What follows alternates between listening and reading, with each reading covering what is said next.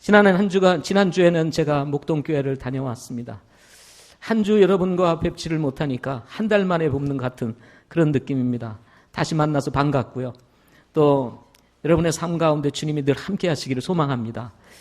오늘 하나님의 말씀은 창세기 34장 1절부터 7절까지만 읽도록 하겠습니다. 34장 전체인데요. 우리 1절부터 7절까지 말씀 보도록 하겠습니다. 창세기 34장 1절부터 7절까지 제가 먼저 읽겠습니다. 레아가 야곱에게 낳은 딸 디나가 그 땅에 딸들을 보러 나갔는데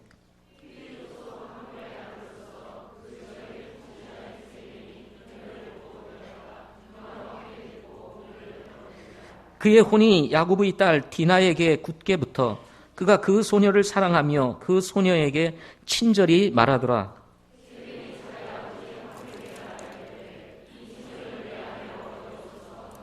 세겜이 자기 딸 디나를 더럽혔다는 것을 야곱이 들었으나 이제 자기 아들들이 들에서 자기의 가축과 함께 있으므로 그들이 올 때까지 야곱이 잠잠하였더라.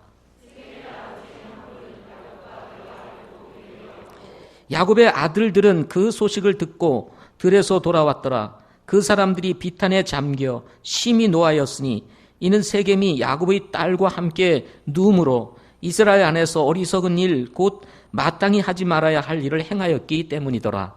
아멘. 시간 잠시 말씀을 위해서 기도하겠습니다.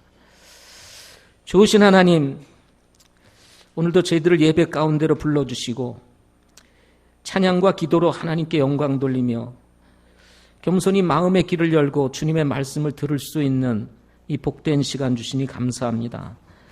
이 예배를 통해서 우리들은 감추어지게 하시고 하나님만 홀로 드러나는 복된 시간 되게 하옵시고 주시는 말씀을 통해서도 하나님 영광 받으시는 귀한 시간 되게 하옵소서. 예수님의 이름으로 기도드립니다. 아멘. 자, 창세기 말씀 이어갑니다. 우리 디나 사건을 통해서 배우는 교훈이라고 하는 제목으로 말씀 전하도록 하겠습니다. 이렇게 성경을 통해서 이제 말씀을 전하다 보면 전하고 싶지 않은 내용들이 있습니다. 그런데 오늘 사실 이 말씀이 별로 전하고 싶지 않은 그런 내용입니다. 그래서 이 말씀을 어떻게 전할까 고민을 하다가 오늘 저도 통회하는 심정으로 이 말씀을 준비했고 또 전하고자 합니다. 오늘 말씀은 이 34장 전체 말씀인데요. 두 번에 걸쳐서 오늘과 다음 주에 걸쳐서 두 번에 걸쳐서 오늘 말씀을 전하도록 이렇게 하겠습니다. 혹시나 여러분이 오늘 오기 전에 이 창세기 34장을 혹시 읽고 오신 분들 계세요? 혹시 한번 이 34장을 읽어보시고 오신 분? 우리 한 분이 계시네요. 우리 모치님 한 분이. 다음에는 어떤 말씀을 전하실까? 근데 웬 죽이는 사건이 일어나고 막 이상한 사건이 일어나면서 이게 뭐지? 하는 이런 생각이 들지 않으셨을까 생각해 봅니다. 성경을 읽다가 보면 이해하기 어려운 사건들이 기록되어 있는 것을 보게 됩니다. 에덴 동산에서 이브가 선악을 알게 하는 나무의 열매를 먹고 타락한 사건, 이것도 믿음이 연약한 분들은 잘 이해하기가 쉽지 않고 특별히 믿지 않는 사람들에게는 이것이 하나님을 믿는 데 있어서 장벽이 되는 그런 말씀이기도 합니다.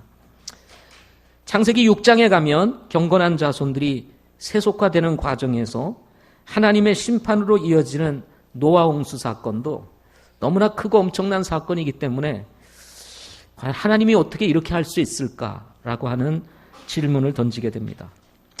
소돔과 고모라에서 빠져나온 롯이 딸들에 의해서 아버지를 술에 취하게 한 후 아버지를 범하여 자식을 낳는 이야기가 나오게 됩니다. 이런 사건을 읽을 때도 어떻게 이런 일이 일어날 수 있을까라고 하는 의문이 던져지게 됩니다. 솔로몬과 같이 지혜로운 왕이 하나님이 그에게 지혜를 주셨다고 말씀하시는데 왕비를 700명이나 두고 첩을 300명씩이나 두고 살았다는 것, 어떻게 이렇게 될 수 있을까라고 하는 그런 생각을 가지게 됩니다. 그 중에 또 오늘과 같이 세겜 땅에서 정착해 살던 우리 야곱의 가족들이 이제 세겜에 정착해 살다가 레아의 7번째 자녀인 딸 디나가 그 땅을 이제 보러 나갔다가 휘 족속이며 하몰의 아들이며 그 지역의 통치자인 세겜이 이 디나를 보고 이제 강제로 추행하는 이 사건으로 말미암아서 야곱의 아들들이 세겜이 살고 있는 도시의 모든 남자들을 살육하는 이야기가 오늘 본문에 기록되어 있습니다. 자기 동생이 추행당했다는 이 사실 하나만으로 세겜 도시에 있는 모든 남자들을 다 살육했다. 이거 참 이해하기 쉽지 않은 이런 내용이기도 합니다. 우리는 이런 사건들을 읽으면서 어떻게 하나님을 믿는 사람들이 이런 일을 행할 수 있을까라고 하는 질문을 던지게 되고, 여기에 한 가지 더 큰 의문은 하나님은 과연 이때 무엇을 하고 계셨나라고 하는 질문을 던지는 것입니다. 그러나 사람은 종종 자신의 잘못을 남에게 돌리는 나쁜 습관을 가지고 있기도 합니다. 여러분도 잘 아시겠지만 아담이 범죄한 후 자신의 잘못을 남에게 돌리는 이야기를 우리 창세기 3장에서 잘 알고 있을 것입니다. 하와도 그랬고요. 아담의 후손인 우리도 성경에서 일어난 매우 부정적인 사건뿐만 아니라 우리가 경험하고 있는 이해하기 어려운 상황들을 만날 때 우리는 이런 의문적인 문제를 가지고 문제의 화살을 하나님께 돌릴 때가 있다는 것입니다. 그러나 우리가 알아야 할 것이 있습니다. 그것은 하나님께서 인간을 사랑하시는 것은 확실하지만 인간의 자유로운 의지를 구속하시는 분은 아니시라는 것입니다. 하나님께서 인격적으로 우리를 만나시기는 원하시는 분이시지만 인간의 의지를 무시한 채 강제적으로 또 자신이 원하시는 대로 인간의 의지와 상관없이 우리를 이끌어 가시는 분도 아니시라는 것입니다. 예수님을 믿는 사람이나 믿지 않는 사람들이 공통적으로 가지고 있는 책임이 있습니다. 그것은 자유에 대한 책임 또는 자유의지에 대한 책임이라고 할 수가 있습니다. 하나님을 믿고 따를 수 있는 자유, 그리고 하나님을 떠나서 살 수 있는 자유, 선을 행하며 살 수 있는 자유, 선을 떠나서 나쁜 감정을 가지고 오늘과 같이 살육을 할 수 있는 자유, 이 모든 자유를 사람들은 가지고 있다는 것입니다. 그러나 그 자유에 대한 책임은 우리 각자가 져야 한다는 것입니다. 갈라디아서 6장 7절 말씀에 보면 이런 말씀이 있습니다. 속지 말라. 하나님은 조롱당하지 아니하시나니 사람이 무엇을 심든지 또한 그것을 거두리라 라고 말씀하시면서 우리가 자유의지를 따라서 행하는 모든 것에 대해서는 우리 각자가 심는 대로 거두어야 한다라고 하는 사실에 대해서 말씀해 주고 있습니다. 위의 사건은 오늘 말씀과 같은 일어나지 말았어야 할 사건들입니다. 그럼에도 불구하고 성경은 이렇게 부정적인 사건에 대해서 숨김없이 낱낱이 기록하고 있습니다. 이렇게 구체적이고 실제적이면서 그리고 확실하게 기록하고 있는 이유가 무엇일까요? 역사는 반복된다는 말이 있습니다. 어떤 형태로든 디나 사건과 같은 사건이 역사 속에서 반복되어 왔습니다. 아니, 지금도 어떻게 보면 우리의 삶에서 형태가 다르지만 반복해서 일어나고 있다고 할 수가 있습니다. 현재 진행형으로 이어지고 있는 이런 상황 속에서 야곱의 아들들과 같이 예수 믿는 사람들도 이런 비극적인 사건의 주인공이 될 수 있다는 사실입니다. 그렇다면 일어나서는 안 되는 사건을 기록하여 주신 이유가 무엇일까요? 그것은 우리의 신앙과 믿음 가운데서 혹시나 이런 상황을 만났을 때 우리도 이럴 수 있다는 사실을 경고하시고자 하시는 그런 메시지일 것입니다. 따라서 저는 오늘 디나 사건을 통해서 우리 성도들이 배워야 할 것이 무엇인지에 대해서 함께 생각해 보고자 합니다. 첫째는 타락한 세상 문화를 경계하라 하는 것입니다. 일어나는 모든 사건에는 배경이 있기 마련입니다. 박근혜 대통령이 최순실 씨 문제로 인해서 정치적 위기를 맞고 있습니다. 어머니를 잃고 슬픔에 잠겨 있었던 어두운 20대 청년 시절이 배경이 되었습니다. 이때 박근혜 대통령은 최태민이라는 이름으로 전달된 세 통의 편지를 받게 된다고 합니다. 그 편지에는 자신을 통해서 어머니의 목소리를 들을 수 있다는 사이비 교주의 말이 담겨 있었고, 이에 혹하여 최태민 씨를 만나게 된 것이 오늘의 문제로 발전하게 되었다는 것입니다. 최순실 씨, 지금 문제의 주인공이 되고 있는 최순실 씨는 바로 이 최태민 씨의 5번째 자녀라고 합니다. 디나가 세겜의 지역의 통치자 세겜에 의해서 더럽힘을 당하게 되고, 그 일로 인해서 야곱의 아들들이 세겜의 남자들을 살육하게 되는 이 비극적인 일들이 일어나게 된 배경에는 디나가 세겜의 여자들을 보기 위해 나가기 이전에 야곱이 세겜에 머물게 될 것이 직접적인 배경이 되었다는 것입니다. 원래 야곱은 형 에서를 피해 밧단 아람으로 도망을 갈 때 베델에서 하나님을 만나게 됩니다. 이때 하나님께서는 야곱에게 말씀하시기를 야곱과 함께 하시고, 그리고 야곱을 반드시 다시 이 땅으로 돌아오게 하시겠다고 약속을 하십니다. 이 약속을 받은 야곱이 하나님께 서원하며 기도를 드립니다. 창세기 28장 20절부터 21절 말씀에 보면 이렇게 서원을 합니다. 야곱이 서원하여 이르되 하나님께서 나와 함께 하셔서 내가 가는 이 길에서 나를 지키시고 먹을 빵과 입을 옷을 내게 주사 내가 평안히 내 아버지 집으로 되돌아오게 하시면 주께서 나의 하나님이 되실 것이요, 또 야곱이 세웠던 그 돌기둥을 하나님이 그 있는 곳에 하나님의 집이 될 것이며, 또 내게 주실 모든 것에서 10분의 1을 하나님 앞에 드리겠다고 이렇게 서원하며 기도를 하게 됩니다.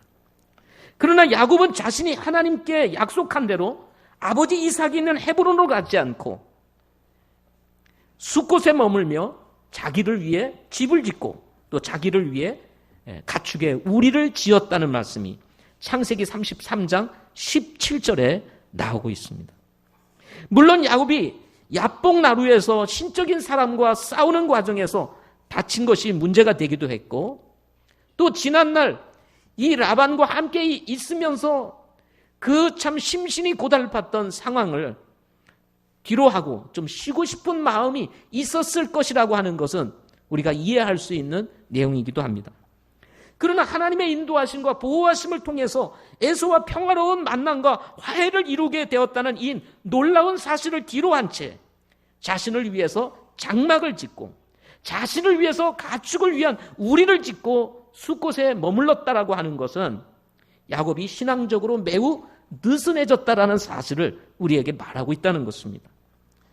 야곱이 그렇게 두려워했던 문제, 에서의 문제가 해결되니까 야곱의 신앙이 풀어지게 된 것입니다. 왜냐하면 하나님께 드린 서원은 가장 우선적으로 지켜야 할 우리의 약속이기 때문에 그렇습니다. 그러나 야곱은 하나님과의 약속을 뒤로한 채 자신의 유익을 위해 자신을 위해서 장막을 짓고 우리를 지었다고 밝히고 있는 것입니다. 여기에 머물지 않고 야곱은 숫곳에서 세겜으로 옮겨 또다시 이주를 합니다. 숫곳은 요단강 동편에 있었지만 세겜은 요단강 서편에 있는 지역으로서 숫곳에서 지중해 쪽으로 일직선으로 쭉 가면 바로 세겜이라고 하는 지역이 나오게 됩니다. 이 세겜 지역 약 밑으로는 예루살렘이 있습니다. 예루살렘으로부터 북쪽으로 약 60km 떨어진 곳에 세겜이라고 하는 곳이 있었습니다. 이곳에는 가나안 족속 중에 하나인 히위 족속이 오랫동안 뿌리를 내며 살고 있었습니다. 당시 도시를 형성하고 있었던 세겜을 바라보면서 야곱은 편하게 이미 형성된 도시에 기대어 살고 싶은 이런 마음이 있었을 것이라고 추정을 해봅니다. 개척은 항상 힘들고 또 어디론가 떠나는 것은 쉬운 일이 아니었기 때문이었을 것입니다. 헤브론으로 가는 길이 힘들었다면 적어도 하나님과의 언약을 맺었던 상징적인 장소였던 베델로 가야 했을 야곱이었지만 야곱은 이런 서원을 뒤로한 채 세겜에 머물러 적어도 10년 가까이 수컷과 세겜에서 10년 가까이 머물며 세겜의 아버지 하몰에게 돈 100개로 밭을 사서 그곳에 장막을 치고 그리고 제단을 쌓고 그곳에 이름을 엘로헤 이스라엘이라고 이름을 붙였다고 창세기 33장 마지막 구절에 말씀하고 있습니다. 여기 은 100개, 돈 100개로 밭을 샀다 그랬는데 이 돈은 거의 은이라고 추정을 합니다. 근데 한 개의 은은 한 마리 양의 값이라고 합니다. 따라서 100마리의 양의 값을 지불하고 밭을 사서 그곳에서 장막을 짓고 그리고 단을 쌓고 하나님 앞에 예배를 드리며 엘로헤 이스라엘이라고 하는 이름을 붙였습니다. 이 이름의 뜻은 강하신 하나님, 이스라엘의 하나님 또는 하나님의 하나님, 이스라엘의 하나님이라고 하는 이름의 뜻입니다.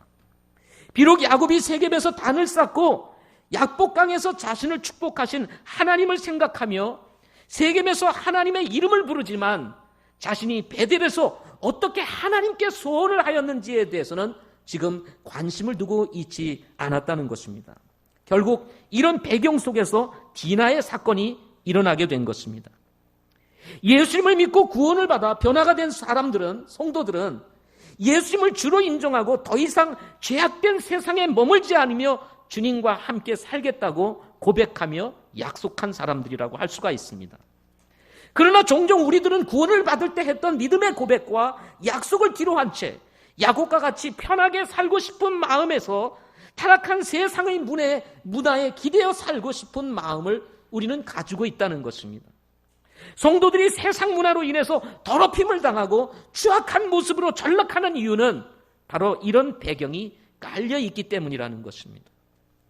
도시를 형성하고 있었던 세겜에서 디나는 세겜의 여자들에 대한 관심을 가지고 딸을 보기 위해서 홀로 도시로 들어갔다고 1절에서 말씀하고 있습니다. 여기에서 보러라고 하는 이 단어는 1차적인 의미로는 보다라고 하는 뜻을 가지고 있습니다. 하지만 헬라의 문법상 뒤에 전치사 빼가 붙으면 뭐뭐 안을 들여다보다, 즉 매우 세심히 관찰하다라고 하는 의미를 가질 뿐만 아니라 배우다, 즐기다라고 하는 뜻을 지니게 된다고 합니다. 이런 의미는 디나가 이방 풍물을 단지 구경만 하려고 나간 것이 아니라 그 땅 여인들에 대한 깊은 관심을 가지고 교제를 나누며 그 땅 풍속을 배우고 즐기려는 의도를 가지고 있었다라고 하는 것을 이 말이 이야기하고 있다는 것입니다. 우리는 성경에서 하나님께서 우리의 믿음의 삶에 경고하는 메시지들을 종종 발견하게 됩니다. 이브가 아담을 떠나 홀로 동산을 거닐 때 뱀의 유혹을 받아 선악을 알게 하는 나무의 열매를 먹게 되므로 인간이 타락하게 되었다는 사실을 통해서 우리는 좋은 환경에서조차도 성도들이 홀로 있는 것이 얼마나 위험한지에 대해서 바로 이 이브 사건을 통해서 우리에게 경고를 주고 있는 것입니다. 저희 집사람이 어제 제 밤에 집에 들어갔더니 하루 일과를 저에게 이야기를 했습니다. 금요일인가 목요일에는 좀 산책을 해봐야 되겠다 생각을 하고 이게 산을 오르려 보니 날씨가 별로 안 좋고 사람이 없을 것 같아서 저희 집에서부터 저 안양천으로 해가지고 안양천에서 저기 가면은 무슨 역이죠? 전철역? 9일역까지 이렇게 도보로 산책을 하고 돌아왔다고 그러더라고요. 아니 그래서 뭐 힘들게 그렇게 멀리까지 갔다 오나 하는 생각이 들었습니다. 오히려 운동이 아니라 지치겠다 생각이 들었습니다. 그런데 그 다음 날에는 도독산을 산책을 했다고 합니다. 늦은 시간에 날씨가 쌀쌀한 가운데 도독산을 산책을 올라갔다 오니까 사람이 별로 없더래요. 제가 그 말을 들으니까 좀 심각해졌습니다. 그래서 제가 그렇게 얘기를 했어요. 여보, 다음부터는 가지 마. 위험해. 사람이 많을 때 가는 건 괜찮은데 사람이 없을 때 가는 것은 위험해. 어떤 일이 일어나는지 알지를 못하는 일이야. 그러니까 없을 때는 가지 말라 하고 제가 부탁을 했습니다. 아무리 좋은 환경이고 그리고 정말 좋은 것이라 할지라도 여러분, 홀로 있는 것은 매우 위험하다는 것입니다. 우리가 믿음 지킬 수 있고 또 내 믿음 정도라면 세상에 나가서 홀로 있다 할지라도 잘 지킬 수 있을 것이라고 하는 생각을 가질 수 있지만 우리는 이부 사건을 통해서 홀로 있는 것이 얼마나 위험한지에 대해서 우리는 경고를 받을 수 있다는 사실인 것입니다. 경건한 자손들이 불경건한 자손들과 어울리는 것이 타락으로 이어지고 그것의 결과 무서운 심판으로 이루어지게 된다는 사실을 노아 시대를 통해서 하나님은 우리에게 경고해 주시고 계시는 것입니다. 롯이 자신의 유익을 따라 보기 좋은 대로 타락한 도시 소돔과 고모라로 들어가므로 결국 부패한 사회 속에서 하나님의 심판을 막지 못한 채 아내마저 잃어버리고 두 딸과 맨몸으로 나와 부정한 행위를 하게 되는 이 비극적인 사건을 통해서도 성도들이 아브라함과 같이 세상에 살면서 구별되어야 한다는 사실을 말씀해주고 있다는 사실인 것입니다. 아브라함이 기근을 피해 이집트로 내려갔을 때와 이삭이 기근을 피해 그랄로 내려가므로 사라와 리브가가 바로와 아비멜렉에게 추행을 당할 뻔한 이 사건을 통해서도 이방인들에 대한 도덕적인 문제에 대해서 이미 경고의 메시지를 주고 있었다는 것입니다. 뿐만 아닙니다. 하나님께서는 모세를 통해서 율법을 주시면서 신명기 7장 1절부터 2절에 있는 말씀을 통해서 이스라엘 백성들이 하나님께서 약속하신 땅 가나안에 들어가서 그 가나안 족속들과 절대 혼인을 하지 말 것에 대해서 말씀할 뿐만 아니라 그 지역에 살고 있는 이 가나안 족속들을 모두 몰아내며 진멸하라고 말씀하고 있는 것을 우리는 보게 되는 것입니다. 이 말씀을 통해서도 하나님을 떠나 사는 사람들과 우리의 삶을 썩지 말고 거룩한 백성으로 구별된 생활을 할 것에 대해서 말씀하고 있다는 것입니다. 신약에 와서도 말씀하시기를 에베소서 2장 2절부터 3절 말씀해 보면 우리가 지난날 어떻게 살았는지에 대해서 말씀을 하시면서 이런 말씀을 주고 있습니다. 지나간 때에는 너희가 그것들 가운데서 이 세상의 행로에 따라 걸으며 공중의 권세 잡은 통치자 곧 지금의 불순종의 자녀들 가운데서 활동하는 영을 따라 걸었느니라.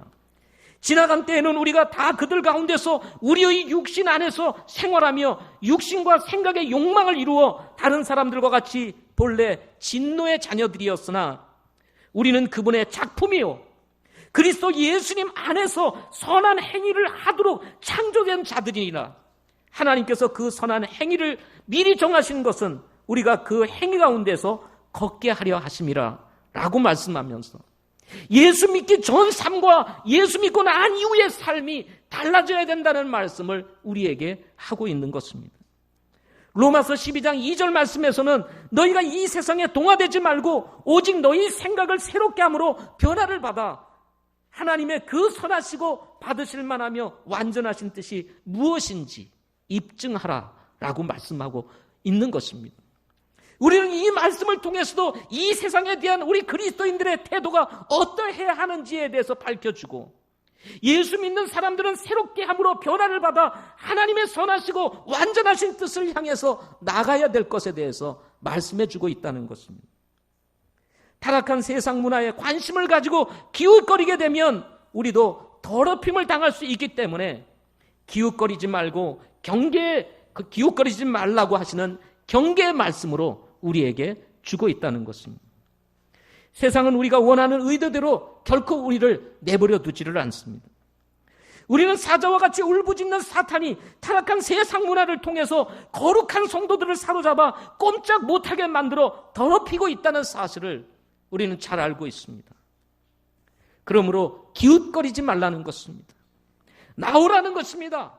따로 머물러 있으라고 말씀하고 있는 것입니다. 그러나 디나와 같이 세상에 대한 관심을 가지고 이 세상 속으로 들어가 그들과 같이 교제하며 그들과 함께 즐기고 싶은 우리의 마음으로 말미암아 수많은 성도들이 세상 안으로 들어가서 이 세상의 술 문화에, 흡연 문화에, 게임 문화에, 욕 문화에, 그릇된 성 문화에 더럽혀지고 있다는 사실인 것입니다. 만몬의 세력인 물질주의에 빠져서 우리의 인생과 삶이 더럽혀지고 성공주의에 의해서 더럽힘을 당하고 있는 것이 지금 우리들의 현실이라고 하는 것입니다. 여러분이나 제가 경험하고 있는 것과 같이 이 세상은 매우 중독성이 강합니다. 한번 우리가 발을 들여놓으면 뺄 수 없을 정도로 강한 중독성을 가지고 있기 때문에 나오기가 쉽지 않다는 것입니다. 세상은 결코 우리를 놓아주려 하지 아니하고 우리를 강하게 붙잡을 것입니다. 세상의 화려함으로 우리를 유혹하고, 그리고 정말 가치 없는 것, 썩어질 것이지만 눈에 보이는 것으로 우리의 마음을 사로잡아 믿음의 길을 가지 못하도록 막고 있다는 것입니다. 결국 우리 그리스도인들이 변질되고 허약한 그리스도인으로 그저 그리스도인이라는 이름만, 명맥만 유지하며 살게 되는 이유는 바로 이런 타락한 세상 문화에 빠져 있기 때문일 수 있다는 것입니다. 잠시의 외도가 한 사람의 인생과 한 가정을 위협할 수 있을 뿐만 아니라 한 사회를 위협할 수 있다는 이 사실 앞에서 타락한 세상 문화를 경계하는 성도들이 되어야 한다는 사실을 오늘 말씀을 통해서 우리에게 주고 있는 것입니다. 사랑하는 성도 여러분, 저나 여러분이나 우리는 이 세상 문화가 어떠한지 거기에 대한 경계의 생각조차 하지 않은 채 그저 문화를 따라 가고 있는지도 모르겠습니다. 여성과 남성을 위협하는 이 세상의 화려한 문화 앞에 우리는 그저 손을 들고 쫓아가고 있는지도 모른다는 것입니다. 그러나 우리는 하나님의 말씀으로 돌아와야 합니다. 그리고 지금 우리가 어느 현지에 있고 어느 시점에 있는지, 내 모습이 지금 어디에 와 있는지 우리를 바라보면서 우리는 거룩히 구별시킬 필요가 있다는 것입니다. 두 번째로는 분노와 혈기를 경계하라 하는 것입니다. 실패는 항상 분노의 감정으로 표출되기 마련입니다. 하나님께 제물을 드렸던 가인이 거절당한 감정이 피해의식으로, 피해의식이 분노의 감정으로, 분노의 감정은 보복의 감정으로 바뀌면서 아벨을 살인하게 되는 사건이 창세기 4장에 기록되어 있습니다. 디나가 세겜에 의해서 더럽히게 된 사건은 야곱뿐만 아니라 야곱의 아들들에게 있어서도 용납하기 어려운 사건이었을 것입니다. 2절에서 보면 더럽히다라는 말이 나옵니다.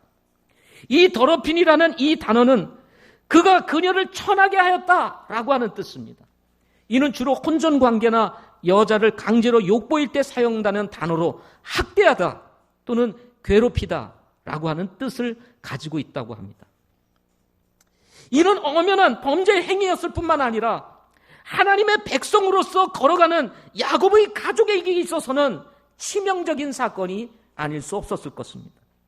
특별히 하나님께서 이삭과 야곱을 혈통이 같은 여자를 아내로 삼게 하셨다는 사실에서 볼 때 디나가 이방인인 세겜에 의해서 더럽혀졌다는 사실은 정말 이 야곱의 아들들에게 있어서는 받아들이기 어려운 아주 치욕적인 사건이 되었을 것이라는 것입니다.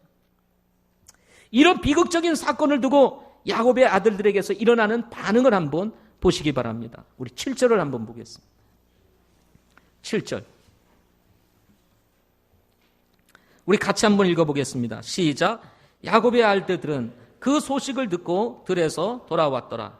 그 사람들이 비탄에 잠겨 심히 노하였으니 이는 세겜이 야곱의 딸과 함께 누움으로 이스라엘 안에서 어리석은 일 곧 마땅히 하지 말아야 할 일을 행하였기 때문이더라 라고 말씀하고 있습니다. 이 말씀에 의하면 야곱의 아들들은 디나 사건에 대한 소식을 듣고 들에서 급하게 돌아왔다고 말을 합니다. 일이라고 하는 것은 쉽게 손을 놓을 수 있는 것이 아닙니다. 하던 일을 멈추고 돌아온다는 것은 쉬운 일이 아니라는 것입니다. 긴급하고 심각한 일이 아니고서는 하던 일을 멈추고 들에서 급히 돌아올 수 없다는 말입니다. 그러나 디나 사건은 얼마나 심각한 사건이었는지 들에서 일하던 아들들이 급하게 집으로 돌아오게 만들었다는 것입니다. 더군다나 본문에 보면 야곱의 아들들이 비탄에 잠겼다라고 얘기를 합니다.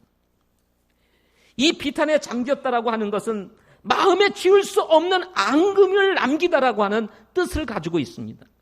다른 말로 이야기하면 야곱의 가족들에게 깊은 상처가 되었다는 것입니다. 지울 수 없는 상처가 되었다는 것입니다. 이것은 야곱의 아들들로 하여금 견딜 수 없는 마음을 가지게 만들었을 것입니다. 그래서 이어서 말씀을 보게 되면 야곱의 아들들이 심히 노하였다라고 말을 합니다. 이 노하였다는 말은 빨갛게 달아오르다, 더워지다라고 하는 의미이기도 합니다.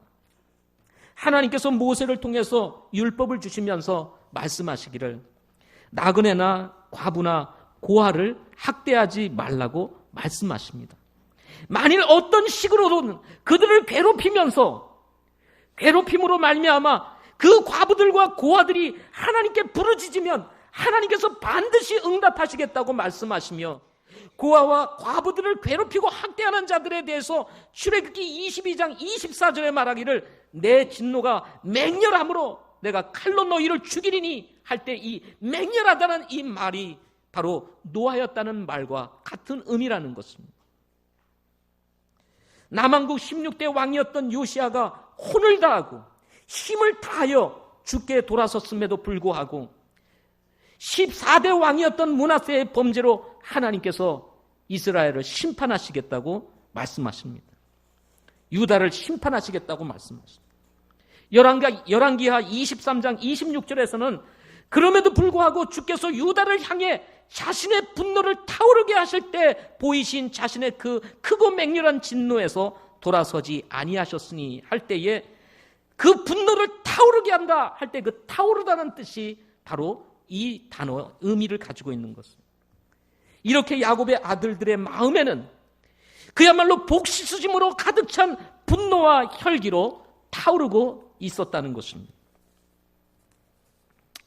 잠언 27장 4절 말씀에 보면 이런 말씀이 있습니다. 진노는 잔인하고 분노는 포악하거니와 시기 앞에야 누가 서리요. 야곱의 아들들의 마음속에 일어난 진노, 분노는 포악하여 결국은 이것이 살인으로 이루어지는 그런 끔찍한 사건이 일어나게 된 것입니다. 그러나 야곱의 가족들은 그 문제가 세겜에 있지 디나가 홀로 세겜의 딸들을 보러 도시로 들어간 것에 대해서는 간과하고 있었습니다. 결국 세겜이 행한 범죄에 대한 분노와 혈기로 가득 찼던 야곱의 아들들이 타협을 요구해오는 세겜의 아버지 하몰에게 할례를 받지 않는 사람들에게는 디나를 줄 수 없다며 그것은 이스라엘 백성들에게 수치거리라고 말을 하게 됨으로써 하나님께서 하나님의 백성들에게 행하는 거룩한 할례 의식을 이용하여 세겜을 속이고 하몰을 속여 당시의 세겜에 살고 있었던 이 모든 남자들이 다 할례를 받게 하고 그리고 할례를 받은 후 3일이 되던 날 가장 고통스러울 때 시므온과 레이가 자기의 사람들을 데리고 칼을 가지고 들어가 세겜과 하몰에 있는 모든 도시의 남자들을 살육하는 이런 끔찍한 사건이 일어나게 되었습니다. 우리는 이 말씀을 들으면서 어떻게 동생 디나가 비록 추행을 당했다 할지라도 이렇게 잔인하게 도시의 모든 남자들을 죽일 수 있을까? 정말 어찌 보면 부인하고 싶은 그런 내용이기도 하지만 이것은 성경에 나오는 사실입니다. 그러나 저는 이 말씀을 들여다보면서 이런 생각이 들었습니다. 이것은 야곱의 아들들만의 문제는 아니다. 결국은 우리들의 문제라는 생각을 가지게 되었습니다. 그리스도인들조차도 자칫 그릇된 분노의 감정에 사로잡히게 되면 이렇게 될 수 있다는 것입니다. 저도 목사이지만 때로 이해하기 어려운 일들을 당하거나 또는 불이익을 당하는 어떤 일들이 발생했을 때 내 안에서 일어나는 분노의 감정을 경험하게 됩니다. 그럴 때는요, 칼만 들지 않았지 죽이고 싶은 마음이 우리 안에서, 내 안에서 일어나는 것을 저는 경험하게 됩니다.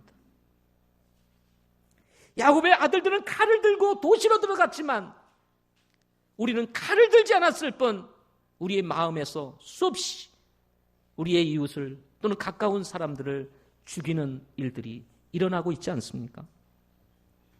따라서 하나님께서는 이 말씀을 통해서 우리에게서 일어날 수 있는 이 분노의 감정과 혈기를 경계하라고 말씀하고 있는 것입니다. 시편 37편 8절에 보면 분을 그치고 노를 버리라, 불평하여 말라, 행하게 치우칠 뿐이니라 라고 말씀하면서, 비록 우리가 불합리한 일들을 당하고 어려운 일을 당한다 할지라도 분을 그치고 노를 버리라고, 그리고 불평을 말라고 성경은 우리에게 말씀하고 있는 것입니다. 잠언 16장 32절 말씀에 보면 노하기를 더디하는 자는 용사보다 낫고 자기의 마음을 다스리는 자는 성을 빼앗는 자보다 나으니라 라고 말씀하면서 우리에게서 일어날 수 있는 이 분노의 문제를 다스릴 것에 대해서 말씀하고 있는 것입니다. 야고보서 1장 19절 말씀에 보면은 내 사랑하는 형제들아 너희가 알거니와 사람마다 듣기는 속히 하고 말하기는 더디하며 성내기도 더디하라 라고 말씀하면서 우리의 삶에서 일어날 수 있는 이 많은 분노의 문제들을 다스릴 것에 대해서 하나님께서는 우리에게 말씀을 주고 있는 것입니다. 분노의 감정을 다스려야 되는 이유가 뭘까요? 분노는 현실을 보지 못하게 만들고 앞으로 일어날 사건에 대해서 알지 못하게 만들기 때문에 그렇습니다. 결국 이로 인해서 야곱이 몹시 괴로워하는 것을 보게 됩니다. 여러분 30절 말씀을 한번 보십시오. 30절.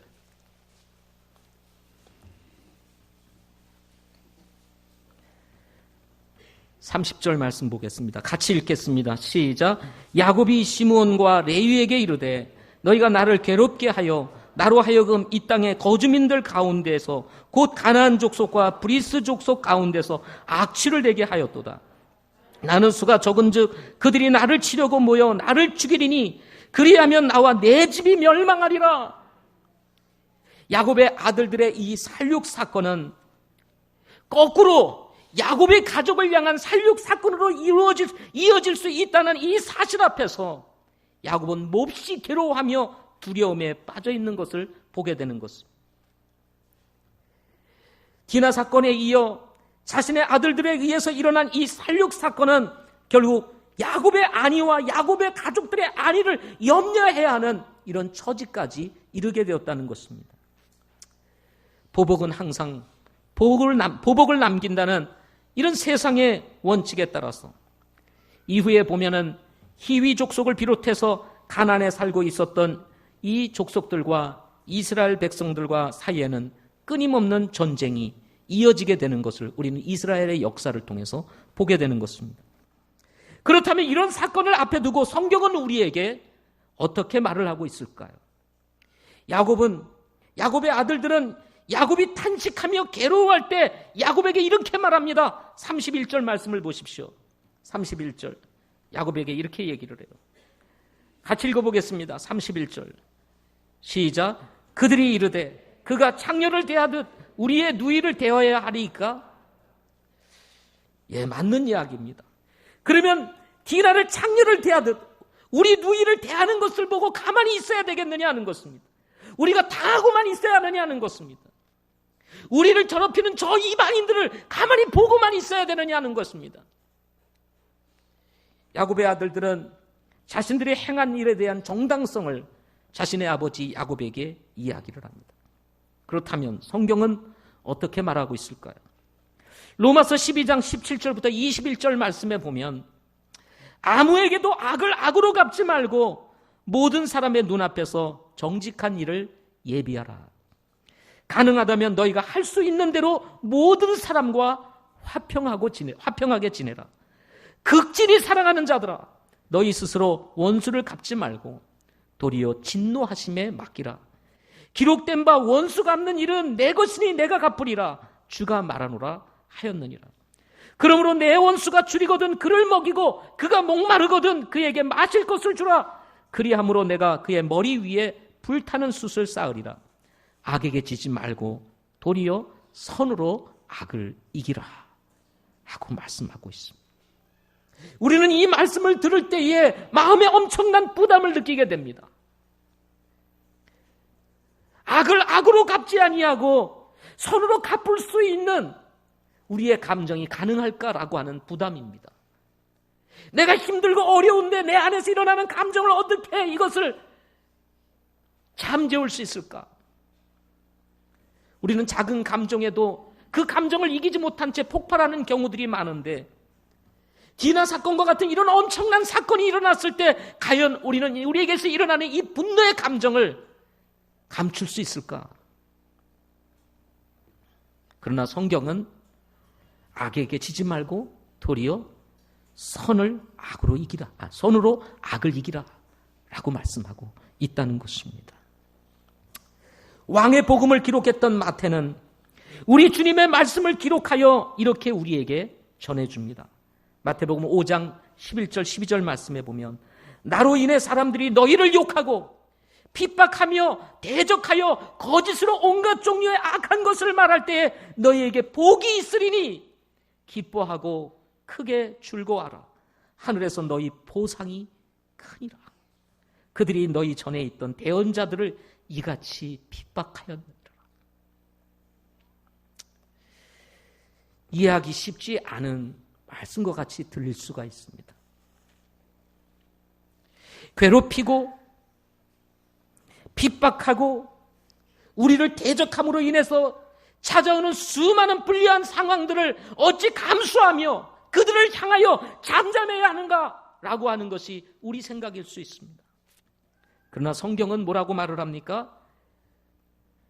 기뻐하고 크게 즐거워하라.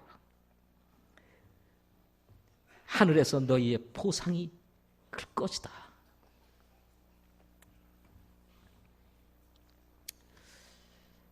지금 우리 한국이 매우 시끄럽습니다. 너도나도 목소리가 커지는 상황입니다. 믿었던 도끼에 발등 찍힌 것 같은 그런 심정을 가지시는 분들도 있을 것입니다. 그러나 사랑하는 성도 여러분, 지금은 분노할 때가 아닙니다. 지금은 용서할 때입니다. 지금은 미워할 때가 아닙니다. 지금은 사랑할 때입니다. 지금은 목소리를 높일 때가 아닙니다. 지금은 잠잠히 하나님을 바라봐야 할 때입니다. 지금은 우리의 마음속에 일어나는 불평을 토해낼 때가 아닙니다. 지금은 주께 나아가 조용히 우리가 가지고 있는 문제들을 주님 앞에 내려놓을 때입니다. 지금은 악을 악으로 갚을 때가 아니라 오늘 말씀처럼 악을 선으로 갚을 때인 것입니다. 우리는 우리에게 당하는 어려움들, 상하는 자존심, 이것을 극복하기 쉽지 못해서 넘어질 때가 너무 많아요. 부부 사이에 있어서도, 그리고 자녀와 부모 사이에서도, 그리고 성도들과 성도들 사이 속에서도 일어나는 작은 문제로 우리는 벽을 쌓고 마음을 닫고, 그리고 상한 감정을 내려놓지 못한 채 마음과 마음의 다툼을 일으키고 있는 이런 일들을 우리는 경험하고 있지 않습니까? 작은 감정이에요. 큰 문제도 아닙니다.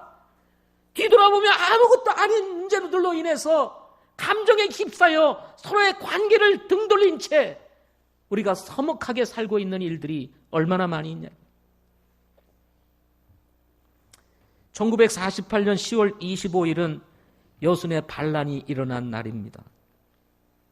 이 반란 사건과 진압 과정에서 많은 사람들이 죽게 되었습니다.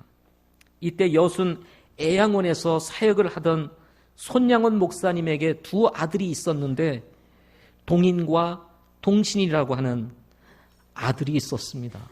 이들은 당시 학생으로서 학교를 다니고 있었습니다.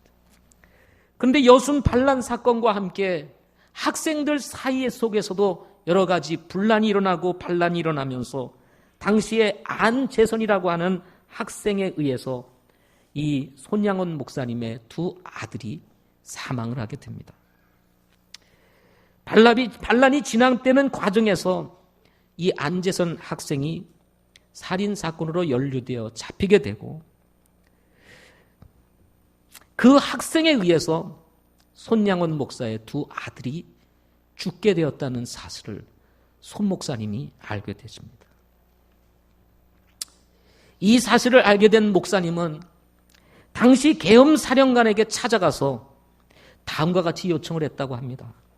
나의 죽은 아들들은 결코 자기들 때문에 친구가 죽는 것을 원치 않습니다. 그 애들은 친구의 죄 때문에 이미 죽었습니다.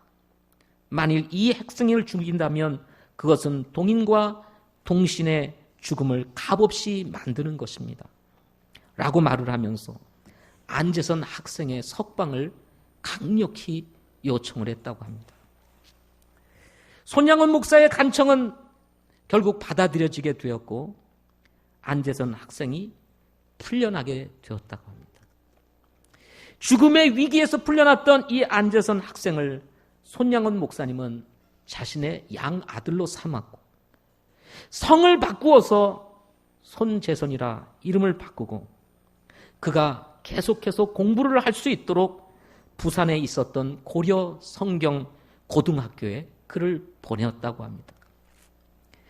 살인을 저질러 죽을 수밖에 없었던 이 학생은 고려 성경 고등학교에 들어가서 하나님의 말씀을 배우게 되었고 그의 인생이 바뀌게 되었다고 합니다. 학교를 졸업한 그는 전도사로 하나님을 섬기며 하나님의 사람들을 섬기는 하나님의 사람이 되었고 이제 말년에는 제주도에서 어물도매를 하다가 1979년 12월 서울에서 별세를 했다고 합니다. 손양원 목사님이 지금도 한국 성도들에게 감동을 주는 것은 우리가 알기 어려운 이 사랑을 보여주었기 때문이었을 것입니다. 그러나 이것은 우리가 실천하기 어려운 사랑이기 전에 주님께서 우리에게 주신 말씀입니다. 분노와 혈기는 사람을 죽일 뿐입니다. 그러나 사랑은 영혼을 살리는 능력입니다. 우리가 가지고 있는 많은 문제들, 얽혀있는 문제들, 풀지 못하는 사건들, 그것은 우리 안에 사랑이 머물러 있지 않기 때문일 수 있습니다. 사랑보다는 분노, 사랑보다는 혈기가 우리의 마음을 사로잡고 있기 때문에 풀어야 될 이 중요한 관계들이 얽혀 있음으로 인해서 보이지 않는 살인, 보이지 않는 강도, 보이지 않는 추행이 지금도 이루어지고 있다는 것입니다. 사랑하는 성도 여러분, 누가 누구를 탓하기 전에 이 문제의 배경은 야곱에게 있었고 그리고 디나에게 있었다는 사실입니다. 이런 문제에 대한 인식을 가질 수 있다면 지금 우리가 경험하고 있는 대부분의 문제는 그 중심에 우리가 서 있다는 사실을 우리는 이해할 수 있게 될 것입니다. 지금은 분노할 때보다는 겸손하게 서로가 사랑하며 사는 성도들이 되어야 할 때라고 저는 믿습니다. 혹시나 지금 여러분들이 당하는 현실 가운데에서 누군가의 어떤 문제로 인해서 여러분이 사기를 당하고 속임을 당하고 여러분의 재산에 여러분의 인격에 손상을 입었다 할지라도 그런 일들로 인해서 일어난 이 분노의 감정들을 삭히지 못한 채 여러분 괴로워하기보다도 주님 말씀으로 돌아가서 감정을 내려앉히고 잠잠히 우리 안에 있는 문제들 주님 앞에 맡기고 여러분 사랑할 수 있는 저와 여러분들이 될 수 있기를 바랍니다. 누군가를 마음으로 죽이는 것보다 사랑으로 누군가를 살리는 것이 더 크고 아름다운 일이기 때문에 그렇습니다. 기도하겠습니다.